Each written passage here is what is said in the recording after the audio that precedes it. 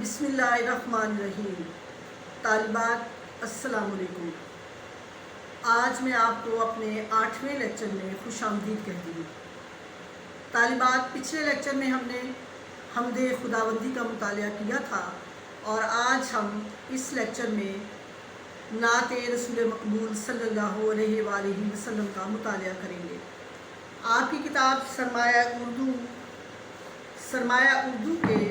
صفحہ نمبر 97 پر حفیظ طائب کی یہ نعت ہے جس کو آج ہم پڑھیں گے۔ طالبات، ہماری جو سبقی منصوبہ بندی ہے وہ کچھ یوں ہے کہ پہلے ہم مختصر سی بات حفیظ طائب کے بارے میں کریں گے، اس کے بعد نعت کی بلند خوانی کریں گے، پھر الفاظ کے معنی دیکھیں گے اور مفہوم دیکھیں گے اشعار کا۔ طالبات، حفیظ جالندھری 2004 میں ان کا وصال ہوا، یعنی یہ داور معیشت سے جا ملے، مالک حقیقی سے جا ملے۔ 1931 میں پیدا ہوئے اور 2004 میں مالک حقیقی سے جا ملے، یعنی حفیظ طائب جو ہیں وہ ہمارے ہی عہد کے شاعر ہیں۔ حفیظ طائب کے بارے میں جو ایک خاص بات میں آپ کو بتانا چاہوں گی وہ یہ ہے کہ آپ غزل بھی بہت اچھی لکھتے تھے، مگر آپ نے نعت رسول مقبول صلی اللہ علیہ وآلہ وسلم کو ہی اپنا مرکز و محور کلام بنایا اور نعتیں ہی ہمیشہ لکھیں۔ پنجابی نعتیں اور اردو نعتیں آپ کی نمائندہ اور منتخب نعتیں ہیں۔ آپ ہمارے عہد کے شاعر ہیں اور 1993 میں فیصل آباد سول لائنز میں مشاعرہ تھا اور اتفاق سے میں بھی وہاں موجود تھی، تو میں نے کلام حفیظ طائب بزبان حفیظ طائب سنا اور اس مشاعرے میں بہت بڑے بڑے شاعر تھے، جیسے نعت گو شاعر تھے، جیسے ریاض مجید بھی تھے اور حفیظ طائب بھی تھے، اور بھی بہت ملک کے مشہور نعت گو شاعر جو تھے وہ موجود تھے۔ تو حفیظ طائب کا لہجہ بہت ہی نفیس، آپ کی آواز بہت ہی دھیمی اور آپ کا انداز بہت ہی عاجزانہ، اور آپ نعت کو دل و جان سے لکھا بھی کرتے تھے اور پڑھا بھی کرتے تھے۔ حفیظ طائب ہمارے ہی عہد کے شاعر ہیں۔ آپ کی نعتوں کا جو خاص موضوع ہے وہ شمائل رسول پاک صلی اللہ علیہ وآلہ وسلم اور سیرت رسول پاک صلی اللہ علیہ وآلہ وسلم ہے۔ آپ کی نعت کا خاص وصف جو ہے وہ لفظیات میں چھپا ہوا ہے، یعنی آپ بہت ہی خوبصورت اور بہترین الفاظ کا چناؤ کرتے ہیں جب آپ نعت لکھا کرتے ہیں۔ تو نعت، جیسا کہ آپ جانتی ہیں، رسول پاک صلی اللہ علیہ وآلہ وسلم کی جس بھی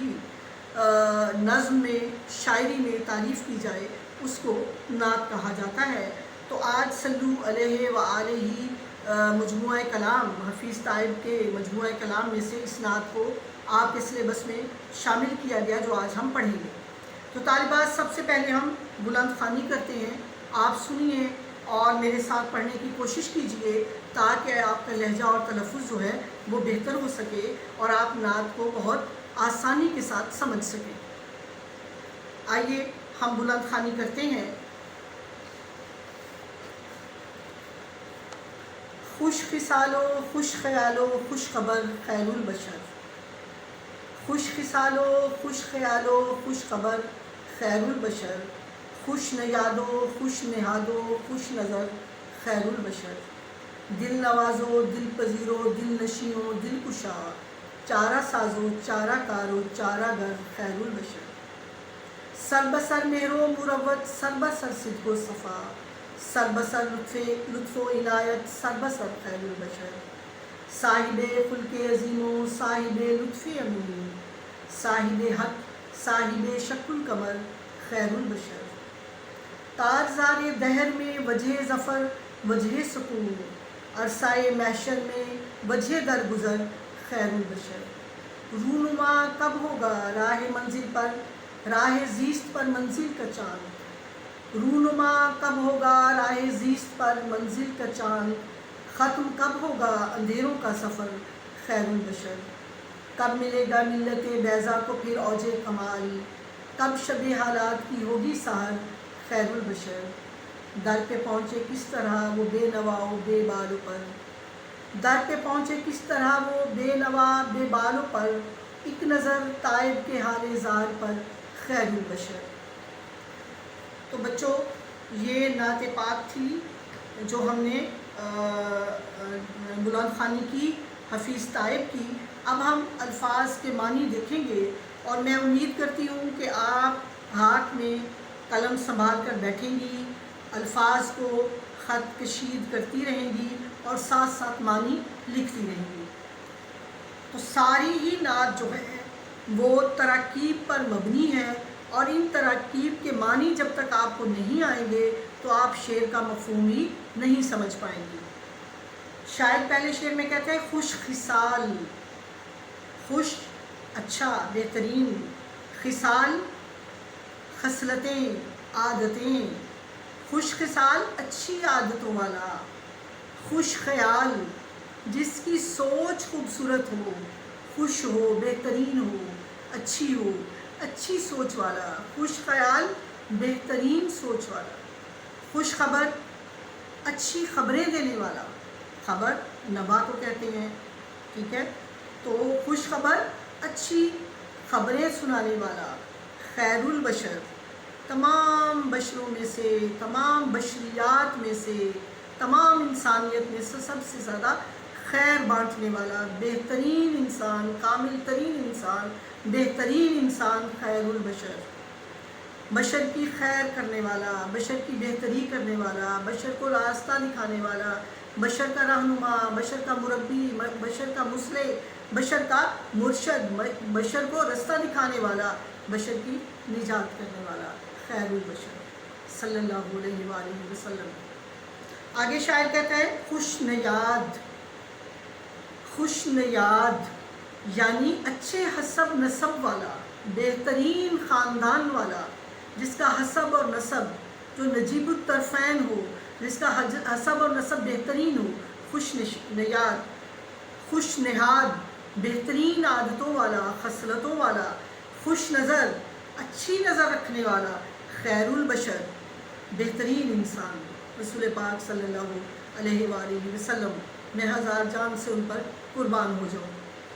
آگے شاعر کہتے ہیں دل نواز، دلوں کو موہ لینے والا، دلوں کو اپنا بنا لینے والا اور دلوں میں گھر کر جانے والا، دل نواز دلوں کو نوازنے والا، دل پذیر دل کو بھا جانے والا، دلوں کو خوش کرنے والا، دل پذیر دلوں میں بیٹھ جانے والا، بہت ہی خوبصورت جو دلوں میں گھر کر جائے، دل نشین اور دل کو اچھا لگ جانے والا، دلوں کو اچھا لگ جانے والا، دل کشا دلوں کو کھول دینے والا۔ کیسے خوبصورت الفاظ اور تراکیب جو ہیں ہمارے شاعر نے اس نعت میں استعمال کی ہیں، اور ان کے معنی دیکھیے تو انسان کا دل یقیناً کھل اٹھتا ہے۔ رسول پاک صلی اللہ علیہ وآلہ وسلم کے سارے اوصاف ہیں جو انہوں نے تراکیب میں یہاں بیان کر دیے۔ آگے ہمارا شاعر کہتا ہے چارہ ساز کام بنانے والا، چارہ ساز بگڑی بنانے والا، کام بنانے والا، چارہ کار کام کر دینے والا، چارہ کار علاج کرنے والا، کام کر دینے والا، بگڑے ہوئے کام کو درست کر دینے والا۔ اور آپ نے دیکھا نہیں ہے کہ میرے رسول پاک صلی اللہ علیہ وآلہ وسلم نے 40 40 50 50 60 60 70 70 سال کے زنگ آلود سینوں کو ایمان کی روشنی سے پاک و پاکیزہ کر دیا، ان کا کام بنا دیا، چارہ گر علاج کرنے والا ان کا علاج کر دیا، خیر البشر سب سے بہترین انسان۔ آگے شاعر کہتے ہیں سر بسر مہر و مروت، سر بسر سراپا سارے کا سارا، مہر محبت، مروت لطف احسان،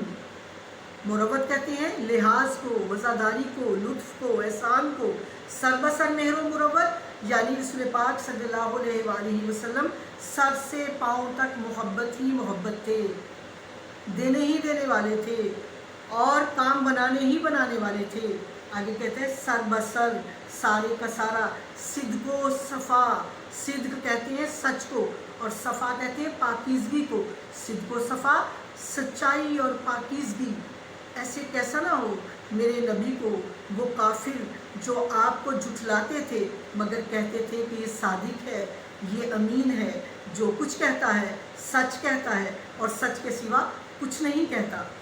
میں قربان ہو جاؤں رسول پاک صلی اللہ علیہ وآلہ وسلم کے اوصاف پاک پر۔ آگے ہمارا شاعر کہتا ہے سر بسر لطف و عنایت، سر سے پاؤں تک لطف ہی لطف، یعنی احسان اور مہربانی، عنایت دینے والے، نوازنے والے، کرم کرنے والے، مہربانی کرنے والے، رحم کرنے والے، رحمت کرنے والے۔ سر بسر، سر سے پاؤں تک خیر البشر، سر سے پاؤں تک وہ ذات جو ہے، وہ ہستی جو ہے، وہ بشر کے لیے خیر ہی خیر ہے اور تمام عالمی انسانیت میں سب سے کامل ترین انسان ہے۔ آگے ہمارا شاعر کہتا ہے صاحب خلق عظیم، صاحب مالک، خلق اخلاق کی جمع، عظیم اعلیٰ، صاحب خلق عظیم، اعلیٰ ترین اخلاق کے مالک، بہترین اخلاق کے مالک، اعلیٰ ترین اسوہ کے مالک اور سب سے بہترین کامل ترین اخلاق کے مالک۔ پھر کہتا ہے صاحب لطف امین، امین کہتے ہیں عام کو، عمومی کو، سب پر، صاحب لطف امین، ہر کسی پر مہربانی کرنے والے، کسی اپنے یا پرائے کی یہاں کوئی قید نہیں، کوئی مومن اور مشرک کی یہاں کوئی قید نہیں، سب پر مہربانی کرنے والے، یہاں تک کہ چرند پرند اور نباتات و جمادات پر بھی مہربانی کرنے والے میرے نبی صلی اللہ علیہ وآلہ وسلم، میں ہزار جان سے ان پر قربان ہو جاؤں۔ آگے ہمارا شاعر کہتا ہے صاحب حق، صاحب حق، حق کہتے ہیں سچائی کو، اور ہمارا شاعر کہتا ہے کہ آپ سچ کو لے کر آئے، حق کو لے کر آئے۔ حق کون ہے؟ اللہ کی ذات ہے، اور اللہ تعالیٰ کی ذات کو آپ نے پہچنوا دیا، دکھا دیا اور سکھا دیا۔ صاحب حق ہیں، ہمیشہ سچ کہیں گے، ہمیشہ حق کے رستے پر لوگوں کو لے کر چلیں گے۔ اور آگے کہتا ہے صاحب شق القمر، صاحب مالک، شق توڑ دینا، کاٹ دینا، دو ٹکڑے کر دینا، قمر چاند، یعنی آپ کا یہاں وہ معجزہ جو ہے اس کا اظہار کیا گیا ہے جو آپ کو اللہ تعالیٰ نے عطا فرمایا، اور آپ نے اللہ تعالیٰ کے حکم سے چاند کو دو ٹکڑے کر دیا۔ شق القمر یعنی آپ کو جو معجزہ عطا فرمایا گیا تھا اللہ تعالیٰ کی طرف سے کافرین، منکرین اور مشرکین کو دکھانے کے لیے، تو آپ نے آپ کے اس معجزے کا تذکرہ ہے، آپ نے چاند کو دو ٹکڑے کر دیا۔ خیر البشر صلی اللہ علیہ وآلہ وسلم، انسانیت کے لیے خیر ہی خیر۔ آگے ہمارا شاعر کہتا ہے کارزار دہر میں،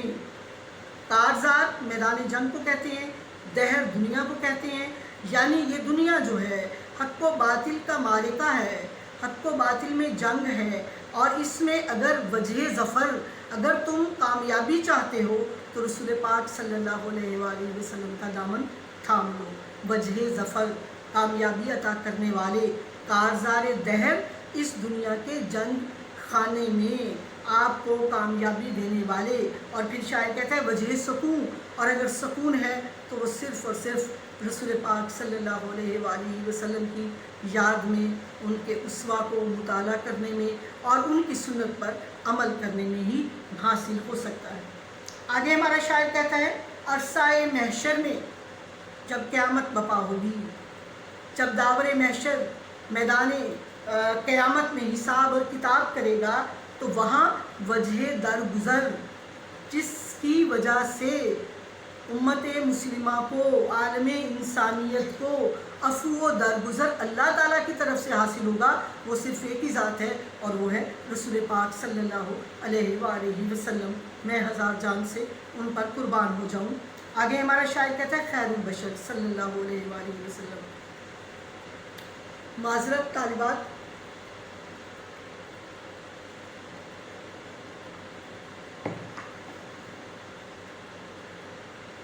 آگے ہمارا شاعر کہتا ہے رونما کب ہوگا راہ منزل پر، راہ زیست پر منزل کا چاند۔ رونما ظاہر ہونا، راہ زیست، راہ کہتے ہیں رستے کو، زیست کہتے ہیں زندگی کو، زندگی کے راستے پر منزل کا چاند، منزل کی مراد کب ملے گی۔ اور آگے کہتا ہے अंधेरों का सफ़र, मुश्किलात का ये सफ़र कब ख़त्म होगा? खैरुल बशर रसूल पाक सल्लल्लाहु अलैहि वसल्लम। आगे मुश्किल लफ्ज़ या तरकीब है मिल्लत बैज़ा। कब मिलेगा मिल्लत बैज़ा को? मिल्लत बैज़ा उम्मत मुस्लिमा। औज कमाल बुलंदी, औज कहते हैं बुलंदी को, कमाल भी बुलंदी है। कमाल मरातिब की बुलंदी को कहा जाता है और औज जो है वो फजीलतों की बुलंदी को कहा जाता है। औज कमाल यानी इंसान को कब फिर से मुसलमानों को कमाल हासिल होगा। आगे कहते हैं शब हालात, बुरे हालात, सहर सुबह कब होगी। और आगे आखिरी शेर में हफीज़ ताइब फरमाते हैं कि बेनवा दर पे पहुँचे, दर पे रसूल पाक सल्लल्लाहु अलैहि वसल्लम के दर अक़दस पर बेनवा, बेकस, जिसकी कोई पुकार सुनने वाला ना हो उसको बेनवा कहते हैं। बेबालों पर, जिसका कोई मददगार ना हो, तो शायर कहता है मैं बेनवा हूँ मैं बेनवा हूँ।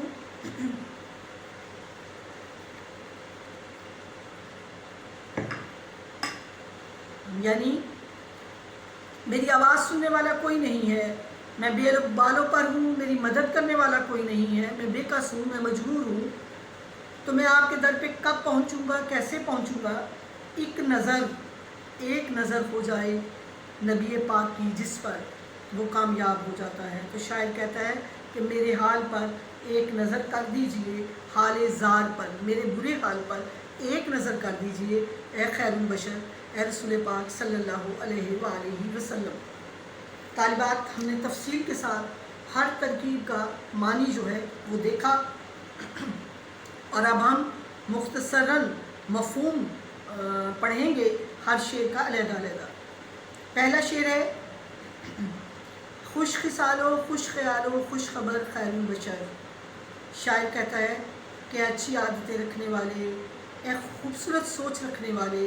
अच्छी और बेहतरीन ख़बरें देने वाले रसूल पाक सल्लल्लाहु अलैहि वसल्लम की वो ज़ात जो तमाम आलम इंसानियत की सरदार है, तमाम कायनात की सरदार है, उनसे बेहतरीन कोई न था, न है, न होगा। और वो अल्लाह के बाद सबसे बुज़ुर्ग तरीन हस्ती हैं खैरुल बशर रसूल पाक सल्लल्लाहु अलैहि वसल्लम। आप हमें अच्छी ख़बरें देते हैं, आपकी सोच पाक से हमारी ज़िंदगियाँ मुनव्वर हो गई और आपकी अच्छी आदतें जो हैं उन पर जो भी अमल करेगा वो कामयाब हो जाएगा। फिर अगले मिसरे में कहता है खुश नयाद, आपका ख़ानदान अच्छा, आपका हसब अच्छा, आपका नसब अच्छा। और तालिबात, आप जानती हैं कि रसूल पाक सल्लल्लाहु अलैहि वसल्लम हाशमी और मुतलबी, आपका ख़ानदान जो है वो बनु हाशिम नुमाइंदा ख़ानदान था, बनु हाशिम नुमाइंदा कबीला रहा है। और आपके आबाओ अजदाद जो हैं वो हमेशा से खाना काबा के मुतवल्ली रहे और हमेशा से वो बुलंद तरीन किरदार के मालिक रहे। और आगे हमारा शायर कहता है खुश नेहाद, अच्छी खसलतें रखने वाले रसूल पाक सल्लल्लाहु अलैहि वसल्लम की कैसी खूबसूरत आदतें, जिनको अपने तो अपने गैर भी मानते हैं, जानते हैं, सर झुका देते हैं। वो जिसने 100 बेहतरीन आदमी किताब लिखी और रसूल पाक सल्लल्लाहु अलैहि वसल्लम को सबसे पहले आपका नाम पाक रखा, तो उससे किसी ने पूछा कि तुमने हज़रत ईसा को क्यों पहला नंबर ना दिया या हज़रत मूसा को पहला नंबर क्यों ना दिया, तुमने मुसलमानों के नबी को पहले नंबर पे क्यों रखा? तो उसने ये बात कही कि जब मैं हयात रसूल पाक सल्लल्लाहु अलैहि वसल्लम का मुतालिया कर रहा था तो मैंने देखा, एक वाक़या मेरी नज़रों से गुज़रा कि गली में बच्चे खेल रहे हैं, एक बच्चा यतीम है, अरब जो हमेशा से फ़ख्र में नुमाइंदा रहे हैं और बच्चों को मना कर देते थे कि यतामा के साथ नहीं खेलना, गरीबों के साथ नहीं खेलना। तो बच्चा अकेला बैठा है और वो रो रहा है, बाकी सब बच्चे आपस में खेल रहे हैं। आप करीब से गुज़रे हैं, आपने उसको उठाया है, उसका माथा और सर चूमा है, उसे घर ले आए हैं, उसको नहलाया है, खाना खिलाया है और कहा है कि ये क्या अच्छा ना हो कि हसनैन तुम्हारे साथ खेलें, क्या ये अच्छा ना हो कि फ़ातिमा जो है वो तुम्हारा ख्याल करे, क्या ये अच्छा ना हो कि तुम आयशा को अपनी माँ कहो। तो इस वाक़े को पढ़ने के बाद मैंने ये नाम जो है, नाम पाक जो है वो सर फ़हरिस्त रखा। बेशक रसूल पाक सल्लल्लाहु अलैहि वसल्लम की आदतें और खसलतें और ان کی زندگی کے جو طریقے تھے وہ ایسے تھے کہ وہ پوری کائنات کے لیے نمائندہ ہیں۔ آگے ہمارا شاعر کہتا ہے خوش نظر، اچھی نظر رکھنے والے، ہر کسی پر اچھائی کی نظر ڈالنے والے، وہ بلال حبشی جیسا غلام ہو، وہ عثمان غنی جیسا غنیم ہو، وہ ابو ذر جیسا باہر سے آیا ہوا ایک مومن ہو، یا وہ سلمان فارسی جیسا بے یار و مددگار فارس سے آنے والا ہو، ہر کسی کو وہ خوش نظری سے دیکھتے ہیں، پیار سے دیکھتے ہیں، محبت سے دیکھتے ہیں، سینے سے لگا لیتے ہیں، اپنا بنا لیتے ہیں، کیونکہ وہ خیر البشر ہیں صلی اللہ علیہ وآلہ وسلم۔ میں ہزار جان سے نبی پاک پر قربان ہو جاؤں، میری نسلیں آپ پر قربان ہو جائیں۔ ہمارا شاعر آگے کہتا ہے دل نواز، دلوں کو لبھا لینے والے، دلوں پر مہربانی کرنے والے، دل پذیر، دلوں میں گھر کر جانے والے، دل نشین، دلوں میں محبت کو بھر دینے والے اور اپنی محبت دلوں میں بٹھا دینے والے، دل کشا، دلوں کو کھول کر وسیع و عریض کر دینے والے۔ ایسا کیوں نہ ہو، آپ کا لقب ہی رحمت للعالمین ہے، آپ سب پر رحمت ہیں، آپ انسانوں پر رحمت ہیں۔ اور طالبات، آپ نے دیکھا نہیں کہ رسول پاک صلی اللہ علیہ وآلہ وسلم نے عرب معاشرے کی کایا جو ہے وہ کیسے پلٹ دی، اس ظلمت کدے کو نور میں کیسے بدل دیا، جہاں پانی پینے پلانے پہ جھگڑا، کہیں گھوڑا آگے بڑھانے پہ جھگڑا، اور آپ جانتے ہیں کہ بیٹی کو پیدا ہوتے ہی زندہ درگور کر دیا جاتا تھا، لیکن میرے نبی پاک تشریف لائے تو وہی بیٹیاں رحمت بن گئیں۔ اور آپ کو معلوم ہے آپ کی بیٹی،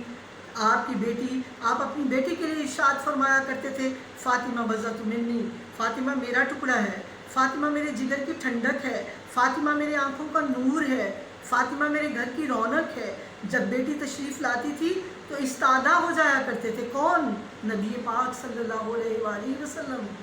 کھڑے ہو جایا کرتے تھے، اپنی چادر ان کی ضیافت کے لیے بچھا دیا کرتے تھے، جب وہ تشریف لے جاتی تھی تو دروازے تک انہیں چھوڑنے جایا کرتے تھے، کون؟ وہ نبی۔ کس معاشرے میں؟ جس معاشرے میں بیٹی کو زندہ درگور کر دیا جاتا تھا،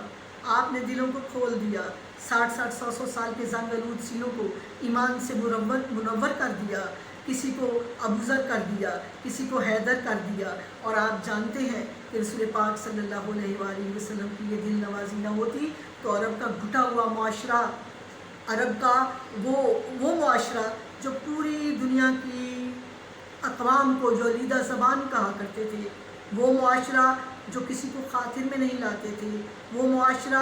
جو ذرا سی چھوٹی باتوں میں جنگ چھڑ جاتی تھی تو کئی سال وہ جنگ جو ہے وہ داہس و غبرہ کی لڑائیاں آپ جانتی ہوں گی، کئی سال وہ لڑائیاں لڑی جاتی تھیں، لیکن آپ نے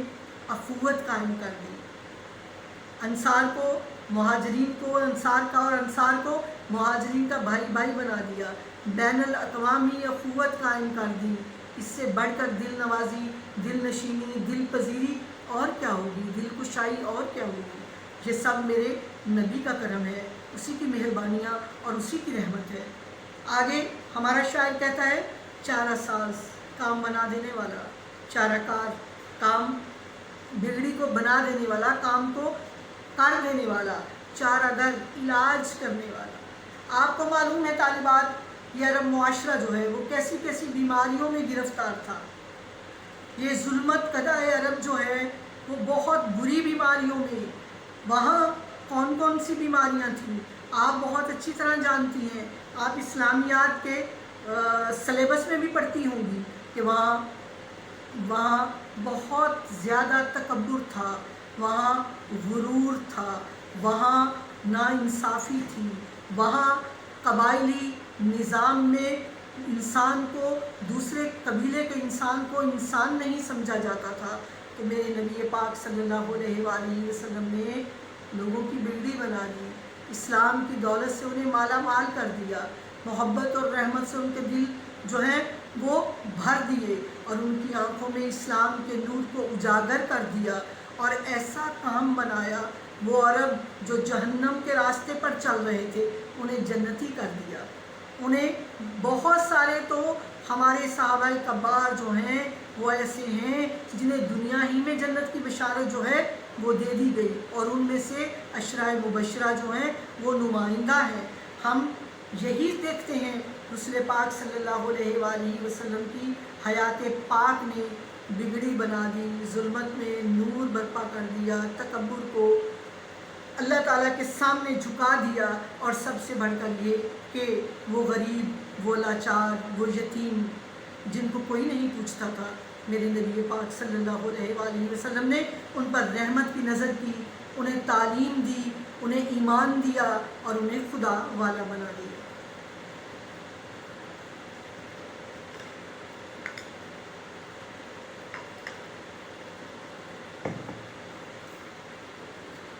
तालिबात आगे हमारा शायर कहता है,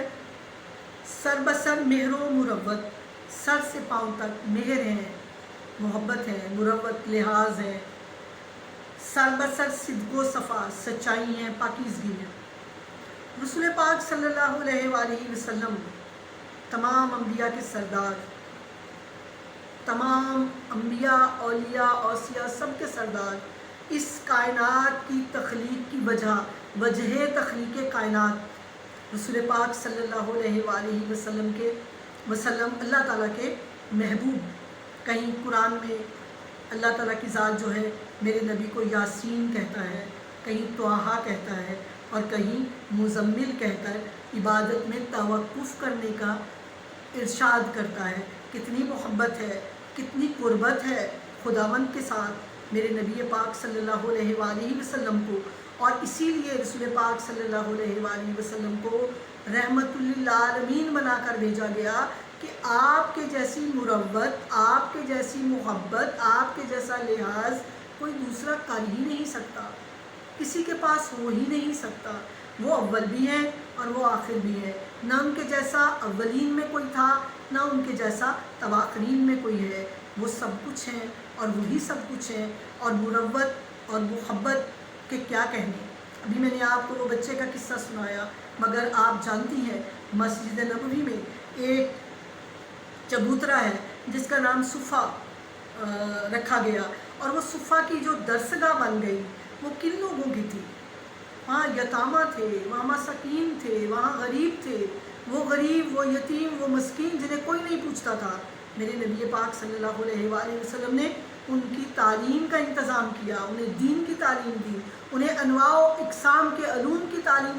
इरशाद फरमाई, और उन लोगों में से, उन सहाबियों में से बहुत सारे सहाबी बाद में बड़े बड़े आला ओहदों पर इस्लामी हुकूमत पर में काम करते रहे। तो आपकी मेहर मुरव्वत ने कभी किसी गरीब को धुतकारा नहीं है, कोई साइल आ गया है तो खाली हाथ वापस नहीं गया है। और रसूल पाक सल्लल्लाहु अलैहि वसल्लम की सिद्क़ जो था, सच्चाई जो थी, सफ़ा पाकीज़गी जो थी, इसकी गवाही तो कुफ़ार भी देते थे। सादिक और अमीन का लक़ब जो है वो कुफ़ार ही का दिया हुआ था। वो लोग जो ये दावत शीरा पर आपकी दावत खाते थे, जब आप अल्लाह का पैगाम शुरू करते थे तो उठकर चले जाते थे, और जब उनसे रसूल पाक सल्लल्लाहु अलैहि वसल्लम ने इरशाद फरमाया कि अगर मैं ये कहूँ कि इस पहाड़ के पीछे से एक फ़ौज आ रही है तो तुम यकीन करोगे, तो वो कहते बिल्कुल, अमन्ना व सदकना, हम ईमान लाते हैं, हम सब तस्दीक करते हैं, यकीन कीजिए आप सही कहेंगे, अगर फ़ौज है नहीं भी है आप कहेंगे तो फ़ौज है। लेकिन अल्लाह की ज़ात पर यकीन नहीं रखते थे, ईमान नहीं लाते थे, मेरे नबी की बात पर यकीन रखते थे। कहते थे आपने कभी झूठ बोला ही नहीं, आपने कभी गलत कहा ही नहीं।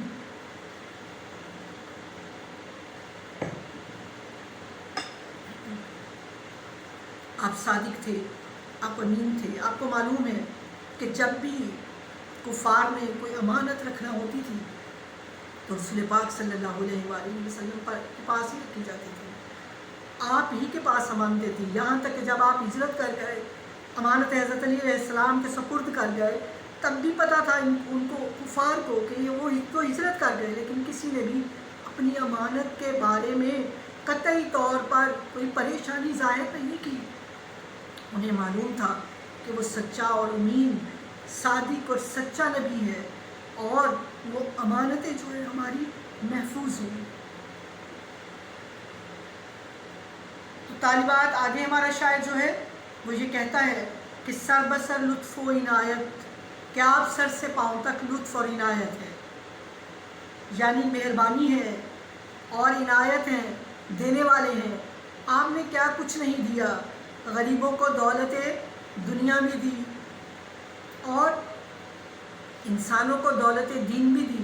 انسانوں کو دولت ایمان بھی دی، انسانوں کو شرف انسانیت بھی دیا، انسانوں کو خلق بھی سکھایا، انسانوں کو اچھی عادتیں بھی دیں اور انسانوں کو اپنے اسوہ اور اپنی سنت پاک کے ذریعے بہترین راستہ بھی ارشاد فرما دیا، تعلیم فرما دیا۔ تو آپ دینے ہی دینے والے ہیں۔ جو ان سے لے لیا، جس نے ان سے لے لیا، جو ان کے در پہ جھک گیا، جو ان کی محبت میں شامل ہو گیا، وہ کامیاب ہو گیا۔ اسی لیے ہمارا شاعر کہتا ہے کہ سر بسر لطف و عنایت، سر بسر خیر البشر، کیا آپ سر سے پاؤں تک خیر البشر ہیں صلی اللہ علیہ وآلہ وسلم۔ آگے شاعر کہتا ہے صاحب خلق عظیم،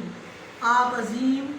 خلق کے، خلق اخلاق کی جمع، اخلاق روزمرہ کی ان عادتوں کو کہا جاتا ہے جس کے ذریعے آپ زندگی کی گزران کرتے ہیں۔ آپ کے وہ سارے ہی خلق عظیم ہیں، بے شک آپ کو مکارم اخلاق کے لیے بھیجا گیا، اخلاق کی تعلیم کو دینے کے لیے بھیجا گیا، اور سب سے بڑھ کر یہ کہ آپ کے سوا کوئی بھی کائنات کی ہستی ایسی نہیں جو صاحب خلق عظیم ہو، جو صاحب لطف عمیم ہو، یعنی جس کا لطف جو ہے وہ ابر باران کی طرح ہر کسی پر برسا ہے۔ یہ نہیں دیکھا کہ کہاں زمین سنگلاخ ہے، کہاں زمین نرم ہے، کہاں سبزہ ہو سکتا ہے، کہاں سبزہ نہیں ہے، کہاں صحرا ہے، کہاں بنجر ہے۔ ہر طرح کے ذہنوں کو تعلیم فرمایا، اور جس میں جتنی استعداد تھی انہوں نے رسول پاک صلی اللہ علیہ وآلہ وسلم کی مہر و مروت، صدق و صفا، لطف و عنایت سے فیض اٹھایا، اور یہ فیض آج تک جاری و ساری ہے۔ اور طالبات، اگلے لیکچر میں ہم نعت کا باقی حصہ پڑھیں گے۔ وما علینا الا البلاغ۔